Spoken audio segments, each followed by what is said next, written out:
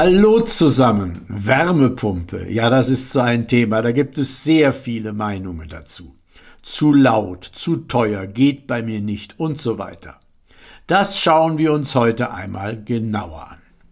Ich habe im letzten Jahr die alte Ölheizung in unserem Haus durch eine Wärmepumpe ersetzt, nicht weil ich Geld sparen wollte, sondern aus Überzeugung.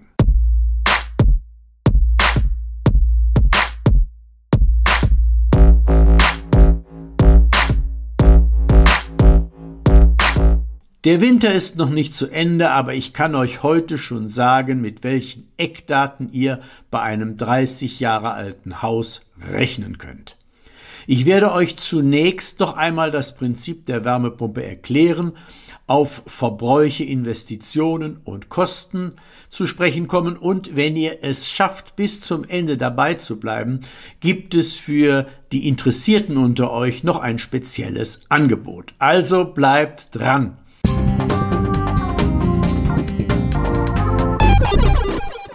Wie funktioniert eigentlich eine Wärmepumpe? Hier eine kurze Erklärung. Auf dem Kochherd kann man Wasser recht schnell zum Kochen bringen. Um einen Liter oder 1000 Gramm Wasser von 14 auf 100 Grad zu erhitzen, benötigt man ganze 100 Wattstunden Wärmeenergie.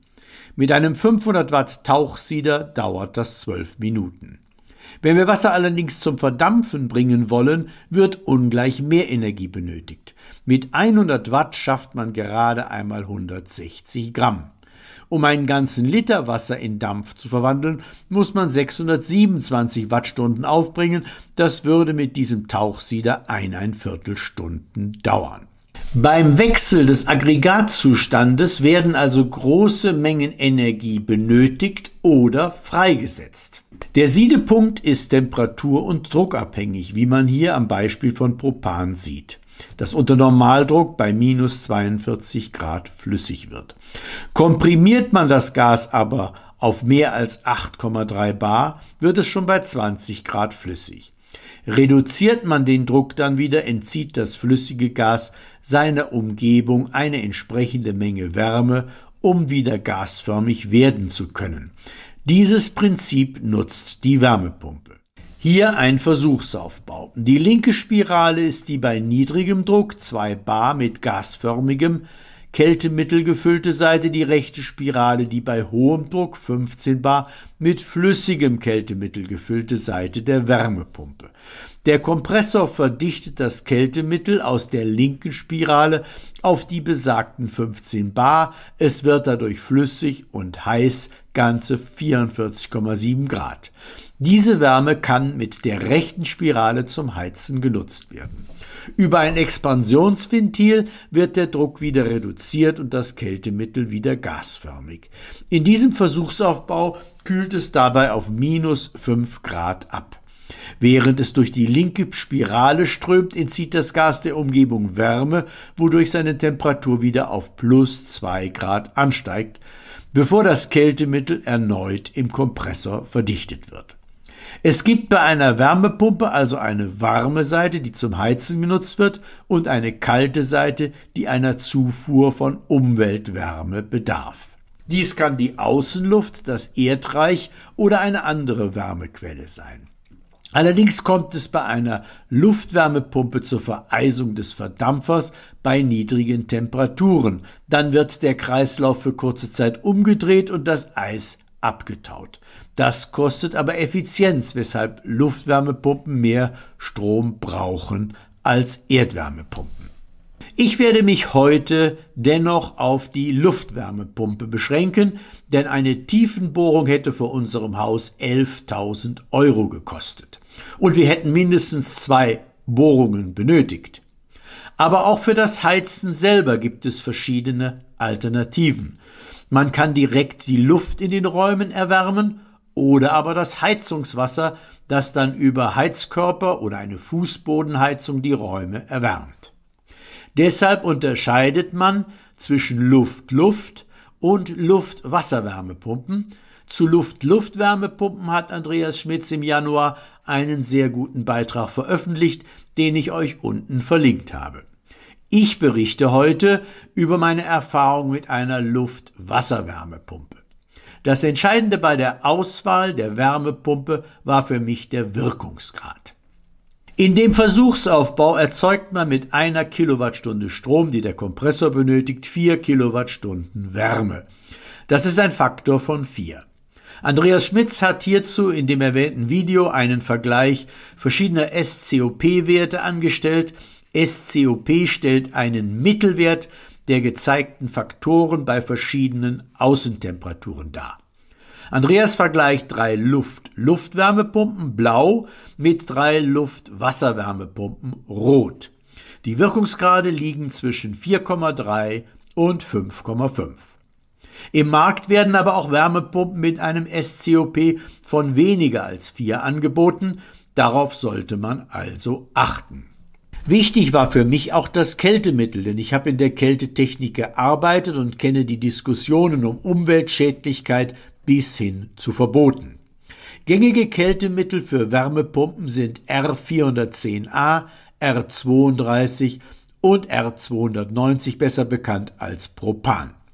Schaut euch einmal die GWP-Werte an. GWP heißt Global Warming Potential oder zu Deutsch Treibhauspotenzial. Da gibt es gewaltige Unterschiede.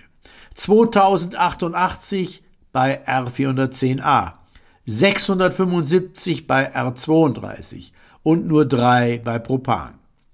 R32 wird von den Firmen bevorzugt, die auch Klimaanlagen herstellen, denn da spielt es seine Vorteile aus. Ansonsten ist derzeit R410A am weitesten verbreitet, denn bei Splitanlagen, bei denen nur der Verdampfer außerhalb des Hauses steht, darf Propan gemäß geltender Bestimmungen gar nicht eingesetzt werden. Dennoch ist Propan auf dem Vormarsch, denn es erlaubt Vorlauftemperaturen bis zu 75 Grad, was gerade für Bestandsgebäude ein wichtiges Argument ist.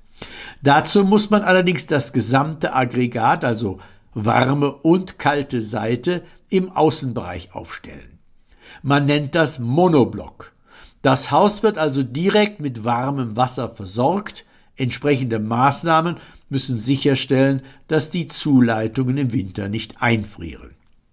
Genau für eine solche mit Propan betriebene Anlage habe ich mich entschieden. Es ist eine 13 Kilowatt Wärmepumpe von der österreichischen Firma Lambda, die ich mit einem 1000 Liter Link 3 Schichtenspeicher gekoppelt habe.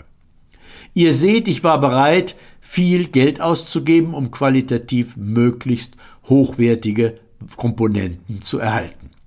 Hier ein kurzer Blick auf die technischen Daten. Die Wärmepumpe ist 1,70 Meter hoch und knapp 1 Meter breit. Mit 1,3 Kilogramm Propan gefüllt. Der SCOP wird bei Niedrigtemperatur mit 5,68 angegeben. Bis 70 Grad Vorlauftemperatur werden geliefert und die Wärmepumpe stößt erst bei minus 22 Grad an ihre Grenzen. Der Schallpegel liegt nach Norm bei 44 dBA und in 3 Metern Abstand und im Nachtbetrieb bei 30 dBA. Hier mal ein Eindruck.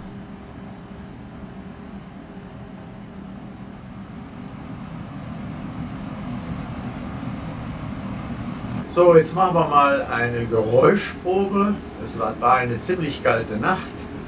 Wir haben jetzt immer noch minus 4 Grad. Ihr seht, die Wärmepumpe hat richtig Eis angesetzt.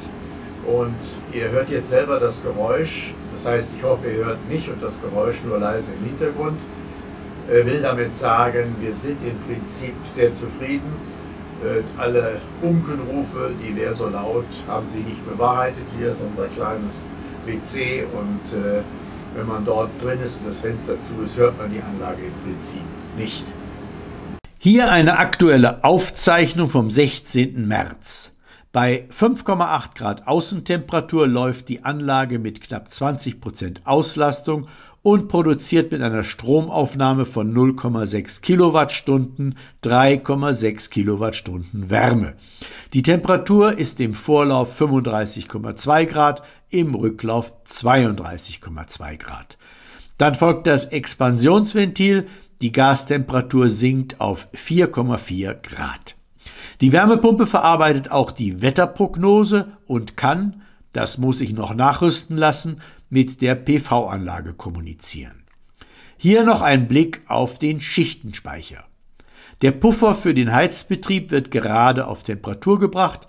Das heißt, er hat mit 34,7 Grad bereits die Solltemperatur überschritten. Die Wärmepumpe wird also demnächst ausschalten. Dafür wird das Brauchwasser demnächst wieder erhitzt, denn es liegt mit aktuell 53,1 Grad bereits unter dem Soll von 55 Grad. Nun zum Verbrauch. Unser Haus wurde 1993 fertiggestellt, ist also 30 Jahre alt. 2009 haben wir nachträglich das Dach isolieren lassen. Das war's. Das Haus hat 180 Quadratmeter Wohnfläche. Dazu muss man noch das offene Treppenhaus rechnen. Deshalb sind 200 Quadratmeter als Bezugsgröße der bessere Wert. Ganz wichtig, das Haus ist mit Fußbodenheizung ausgerüstet. Das ist sicher ein entscheidender Vorteil. Zudem habe ich auf dem Dach eine Solarthermie, die so groß ist, dass wir von Mitte Mai bis Mitte September ausreichend warmes Wasser haben, die Heizung also von Ausnahmen abgesehen nicht im Betrieb ist. Die Ölheizung hat im letzten Winter 1830 Liter Heizöl verbraucht und in diesem Jahr wären es rund 3-5% mehr gewesen, weil der Winter insgesamt kälter war. Ich gehe mal von 1900 Litern aus. Heizöl hat einen Brennwert von 10,6 Kilowattstunden pro Liter. 1900 Liter Heizöl entsprechen also einem Energieinhalt von gut 20.000 Kilowattstunden. Da ich keinen Brennwertkessel hatte, können davon erst einmal 2000 Kilowattstunden abgezogen werden, die durch den Schornstein entwichen wären. Hier meine Aufschreibungen. In Blau seht ihr den Verlauf der täglichen Durchschnittstemperaturen, in Rot den täglichen Stromverbrauch der Wärmepumpe im Viertagesmittel. Natürlich musste ich den Rest des Winters hochrechnen. Es wird sich ein Strombedarf für die gesamte Anlage in Höhe von 4200 Kilowattstunden ergeben, da auch die Ölheizung nicht ohne Strom ausgekommen wäre. Ich rechne im Winterhalbjahr mit 300 Kilowattstunden, darf ich nur mit der Differenz, also mit 3900 Kilowattstunden Mehrverbrauch rechnen. Kommen wir zu Investitionen und Kosten. Eine Luft-Luft-Wärmepumpe, wie von Andreas Schmitz beschrieben, bekommt man für unter 10.000 Euro. Eine handelsübliche 10 kW Luft-Wasser-Split-Wärmepumpenanlage kostet inklusive Einbau 24.000 Euro. Für eine von der Leistung her vergleichbare, effiziente Wärmepumpe mit 800 Liter Schichtenspeicher bezahlt man 6.000 Euro mehr, also 30.000 Euro. Da man für eine Gasheizung inklusive Warmwasserspeicher und Hausanschluss auch gut und gerne 15.000 Euro zahlt, lässt sich bei Neubauten die Investition leichter verschmerzen als bei Bestandsgebäuden. Aber hier kann man eine entsprechende Förderung beantragen. Bis zu 45% der förderfähigen Kosten können in Deutschland als Zuschuss beantragt werden. Man muss bei Bestandsgebäuden aber auch noch die Entsorgung der alten Heizung bezahlen. Bei Ölheizung sind das mit Tankschnell weitere 2.000 Euro und dann muss die Wärmepumpe auch noch elektrisch angeschlossen werden, was weitere 2.000 Euro kostet. Am Ende muss man bei einer effizienten Wärmepumpe dann doch wieder 20.000 Euro aus Eigenmitteln locker machen. Bei unserer Wärmepumpe sind noch nicht alle Fördermittel geflossen. Ich rechne mit 30%. Dafür ist hier in Österreich aber der Strompreis deutlich günstiger. Kommen wir also zu den laufenden Kosten. Ich lasse die Sondersituation bei den Rohstoffpreisen aufgrund des Kriegs in der Ukraine einmal außer Acht und rechne mit 90 Cent pro Liter Heizöl zuzüglich Mehrwertsteuer. Ich komme damit auf 2.050 Euro für eine Wintersaison. Mit der Wärmepumpe steigt mein Stromverbrauch um 3.900 Kilowattstunden. Ich habe mir noch einmal das neueste Preisblatt unseres Stromanbieters angeschaut und einen Arbeitspreis in Höhe von 14,1 Cent gefunden. Ich zahle also in diesem Winter 550 € für Heizung und Warmwasser, habe somit 1.500 € gespart. Bei den deutschen Strompreisen, ich habe einmal mit einem Arbeitspreis in Höhe von 33,3 Cent gerechnet, kommen 1.300 € heraus. Da kann ich verstehen, dass sich viele trotz üppiger Förderung schwer tun, die alte Heizung zu ersetzen. Nur wenn man rechnet, dass die Ölpreise in den kommenden Jahren kräftig steigen werden, macht die Umrüstung auch ökonomisch Sinn. Wichtig ist auch, noch einmal hervorzuheben, dass ich das Ganze am Beispiel einer hocheffizienten Wärmepumpe gerechnet habe, bei der ich mit 4.200 Kilowattstunden ganze 18.000 Kilowattstunden Wärme produziere. Bei weniger effizienten Wärmepumpen stehen da am Ende 5.500 oder sogar über 6.000 Kilowattstunden auf der Stromrechnung. Da geht dann die Einsparung gegen Null oder man zahlt sogar drauf. Was gibt es noch zu sagen? Nachdem die Wärmepumpe hinter unserem Haus steht, haben wir den Schichtenspeicher mit der gesamten Technik im ehemaligen Tankraum untergebracht und den ursprünglichen Heizungsraum zur Waschküche umfunktionieren können. Ja, das war's. Ihr merkt, ich bin mit meiner Entscheidung zufrieden. Ihr habt noch Fragen, vielleicht sogar an die Techniker von Lambda? Schreibt sie mir in die Kommentare. Die Geschäftsführung von Lambda hat sich bereit erklärt, mich bei der Beantwortung eurer Fragen zu unterstützen und wird dafür in meinem nächsten Video zur Verfügung stehen. Ich hoffe, ihr macht von dem Angebot regen Gebrauch. Keine Sorge, das ist keine bezahlte Werbung. Ich mache das aus Überzeugung. Danke fürs Zuschauen. Bleibt gesund und bis bald. Es kann nur besser werden.